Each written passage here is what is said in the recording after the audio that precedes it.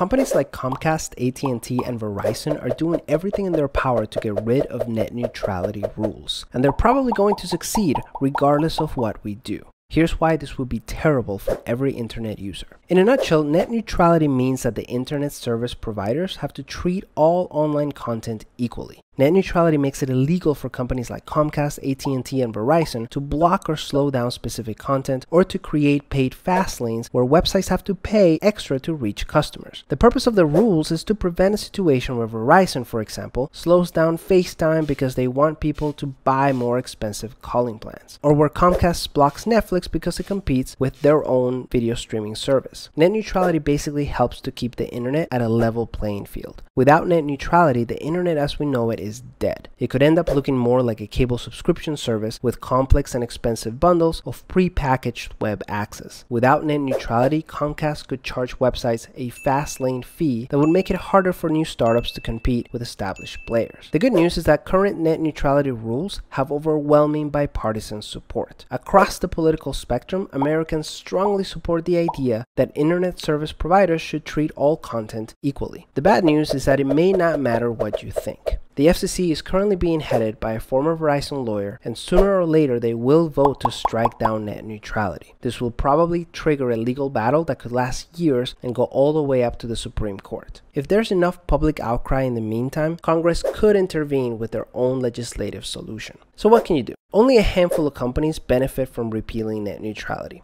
These companies are trying their hardest to mislead, confuse, or complicate the issue with legal and technical jargon that the average American will simply tune out or misunderstand. The best thing you can do is make sure that everyone around you understands what net neutrality is and how it affects them. That includes calling your local representatives who may be badly misinformed. Sites like battleforthenet.com and savetheinternet.com are great resources to check out. This is one bipartisan issue we can all easily get behind. If we let net neutrality die, it'll be great for Comcast, AT&T, and Verizon. But for you and me, the internet as we know it will never be the same.